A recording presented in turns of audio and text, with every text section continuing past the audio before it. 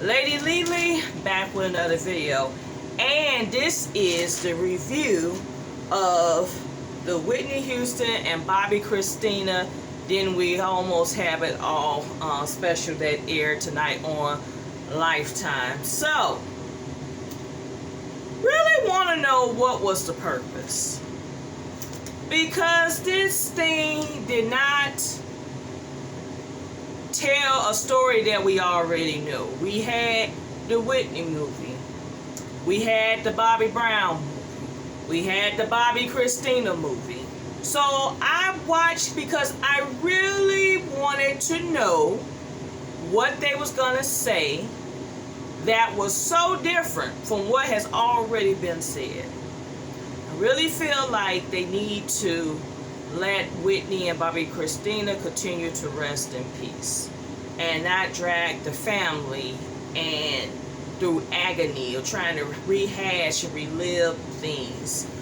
So they had a couple of people who did one-on-one interviews, such as the R&B singer Sherelle, Bobby Brown's aunt, Tina Brown, Brandy Maxwell, which is Whitney's daughter, and you also know her from Love and Hip Hop LA.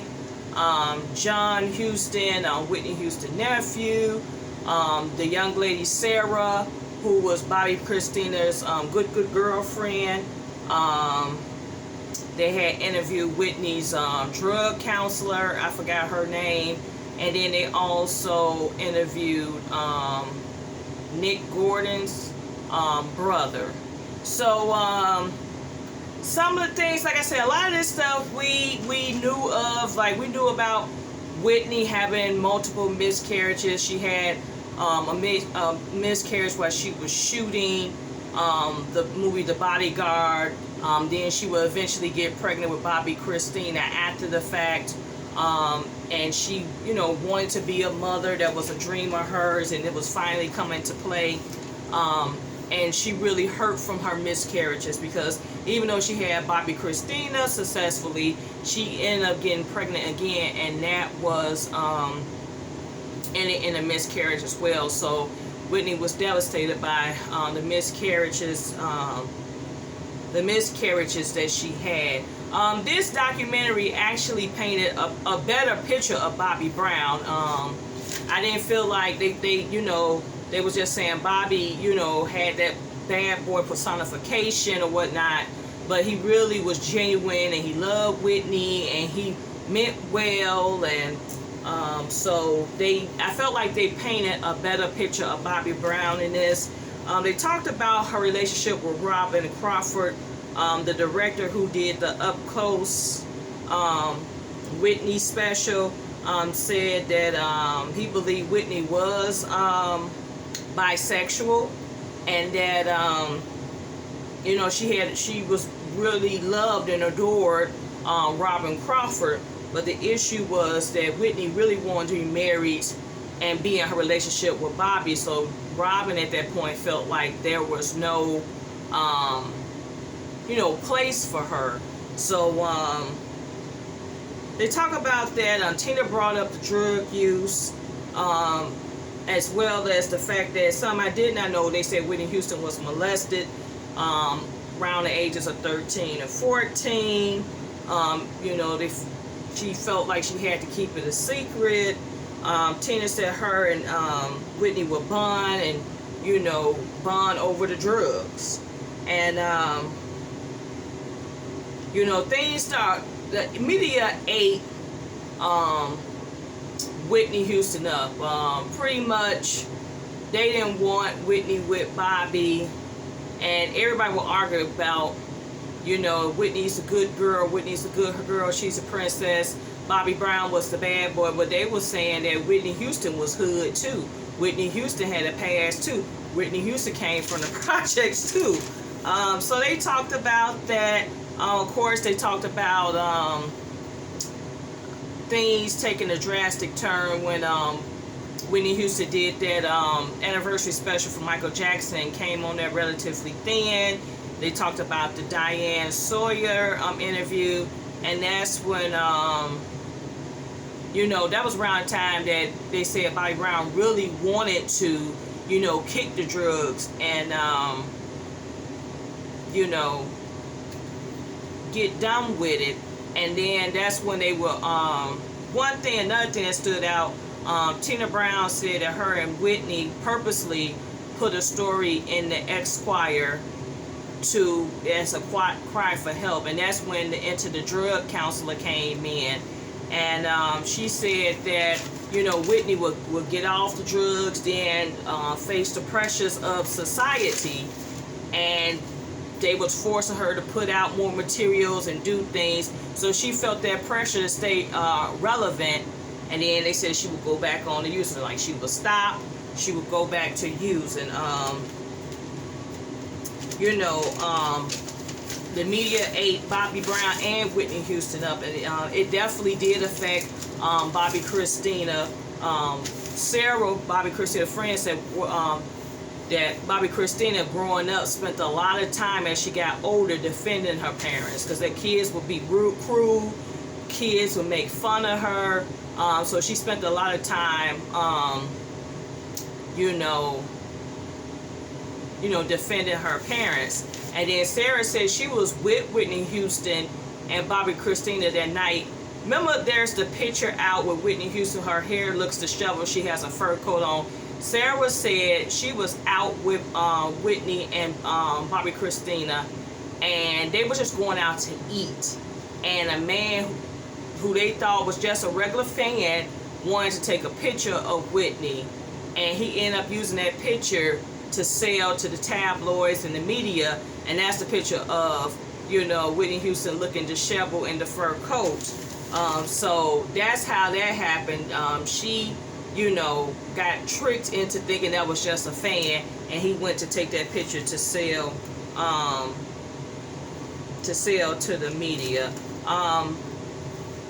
Bobby Christina needed the love. She needed the support. They say oftentimes Whitney's gone, Bobby's nowhere to be around. So they relied on, you know, nannies and other family members to take care of Bobby Christina. And they say that's why Bobby Christina was so close to like her cousins and her god siblings, because they was looking after her. Then, you know, they touched the base on Whitney getting it, you know, splitting up with Bobby Brown. They were saying that, you know, they got back on drugs, and it started making things, you know, people started getting paranoid. So, you know, they ended their marriage. And then they talk about the relationship with Ray. I said AJ. I was gonna say AJ. Ray J. And they were saying that Ray J made Whitney Houston feel alive and vibrant, and she wanted to start dressing again, because her pursuing Ray J was you know, in response to Bobby Brown, you know, getting with the woman who is now his wife and the mother of his last few children. So that was her response. Say, if Bobby can go out and do what he want to do, she can go out and do what she want to. And they claimed that it was just a genuine good time between Whitney and Ray J. Like, it wasn't a publicity stunt to be seen, but they really enjoyed each other time. Another thing they talked about was during the Grammys, they were saying something happened that Bobby Christina almost, you know, her life could have almost ended, but Whitney or somebody intervened. I missed that part, and I should have did a rewind and watched it, but it said something about her stepping in and it saved her life or something. And then, of course, they talk about the death, the funeral of Whitney, and how Bobby Christina, you know, had to move on. A lot of people say they felt she shouldn't have been involved, or should not have done the reality show that they did. And then they enter, you know, her relationship with Nick Gordon, who apparently supposed to have been like Whitney Houston adopted stepson. And I know they said that relationship was quite controversial. because they feel like he was using Bobby Christina. He was only around for the money. They did mention in the movie that Bobby Christina technically was not married to Nick Gordon. They did that as just a stunt thing, and they asked everybody to go with it, but they said there was not a ceremony. There was not a ceremony, nor was there a legal contract to say they was legally married. They was just showing, having the rings and doing things for show, so they were never legally married. They do talk about the time they found Bobby Christina. Apparently, a friend of theirs named Max, he found her face down in the bathtub. So what he did was to help get her up and try to get blood, blood to come, back to her brain. And he had elevated her legs and tried to get her together. But, then they said when the police arrived, they said the police arrived to Nick doing, CPR and trying to, revive her, but it didn't work. We all know that she spent many months in the hospital. She never gained consciousness, and she passed on. So Bobby Brown did file a wrongful death lawsuit, in which I did not know that Nick Gordon did. They found him fault, and he was fined $36 million. Max, who was the person who found Bobby Christina, apparently ended up dying a couple of years later from a drug overdose. That was ironic. It's ironic how all these people died of drownings, drug overdose, like it's related. Apparently they didn't use his affidavit in court.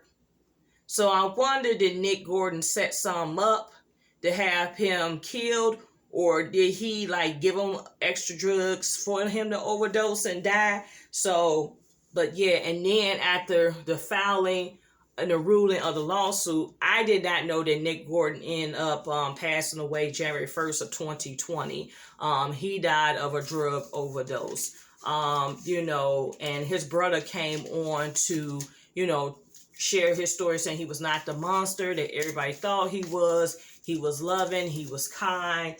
He said he had made a promise to him that he'll support him and they will support each other. And, he left this world all under, suddenly. So, the drug counselor did mention that Whitney had asked her to come and see her a little time before the death, and something happened and she wasn't able to get to her, and she said she kind of regrets it, because she felt like maybe if she would have came, things would have been different. Maybe she could have helped her turn it around once again. So that was pretty much it. If you want to watch it, you can watch it, but like I said, it's a lot of repeat stuff that we already knew. I think the stuff I didn't know is pretty much the Bobby Christina. I knew how she passed, but the inside, I did not know that Bobby Brown actually won the lawsuit, and Nick Gordon was actually ordered to pay $36 million. That I did not know. So overall, it was what it was. Like I said, wasn't much on tonight anyway. Did end up watching the NFL Super Bowl celebration of gospel. That was really good. It was short, it was sweet to the point. Enjoyed the performances, the inspirational word that was given. So it was cute. Ricky Smiley was the host. Under circumstances, I think they did a great job. Once again, everything's virtual. Even though they are playing the Super Bowl, they were trying to restrict people coming to Tampa Bay, but from what I heard, Tampa Bay is cracking right now. People down there kicking it, partying, having a grand old good time. But hey, such is life.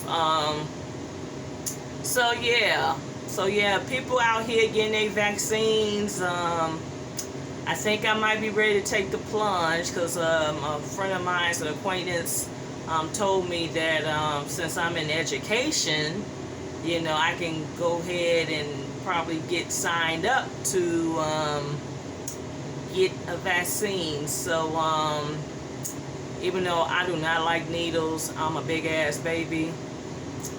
I feel like I'm not, I'm gonna get it, but I feel like I'm not ready. And I don't know, like my parents haven't even had it yet, their vaccine yet, and I'm like, I would like for them to be in a position to go ahead and get it now, versus me jumping ahead of them trying to get it. So yeah, but I do plan to do it because I do want to eventually be able to get back out here with the rest of the world, and we all gonna have to do something if we're gonna be ready to get back out here, because I'm telling y'all, this stuck in the house stuff. I mean, I go to the office a couple of days a week and like go to the store, pick up takeout here and there, but I'm like, this is too much. Like my sorority, we had joint founders day. Today was virtual. It's not the same. We usually like to dress up and put our pearls on, and we had last year we had finally switched to black, wearing black. So I said, okay, I'm gonna come back now, because I didn't like the white all the time. So now they was wearing black with pearls. I'm like, okay, I can do this, but it's not the same. We went virtual. It was a nice program, very nice program. Well put together, well organized. Everything went well. I'm just missing the camaraderie. This Super Bowl weekend, normally we would have been getting ready to, I usually go to the Q-Dogs Super Bowl party, because, yeah, they just take care of you. So I always knew I had a place to go with them. It wasn't you ain't have to wait for an invite. They pop the flyer up, you bring, if you want a special beverage, or bring your favorite glass, because it's going to be filled. But yeah, I'm just missing it, y'all. And then it's snowing, and it's single digits temperatures, and it just brings the morale down. So I'm like, God, I'm just ready to get back at it. So yeah, but nevertheless, we're gonna try to hang on in there, stay positive. If you have not done so, check out my video. I'm doing a purse and wallet sale, cleaning out the closet, trying to get rid of some items, use the money to pay down debts and all that good stuff, save and stuff. I started a 4-week financial literacy, financial planning type course I'm taking with Kiera Shiv Kelly and Dr. Solari. So I started my first class today. Got 3 more classes to go. It was really good. So just trying to help change my mindset now about money and getting myself together, since I am 40 now. Especially if I'm not sure about where I'm going to be at in terms of marriage and family. I got to make sure that I'm taken care of and that I'm covered. So I'll be taking that class every Saturday for the month of February. Is online. So it's a good stuff. A nice workbook they give you to work things through, and you get weekly homework. So we have our weekly homework assignment, which is to track all money that you spent and determine how you spent it, how much you spend. Was it a need? Was it a want? Was it necessary? Then you come back the next week. So, but yeah, that's it. That's all. Stay tuned for more videos. Like, comment, subscribe. Hang on in there. Stay blessed. Social distance. Wear a mask. Let's continue to fly above the COVID. Peace out.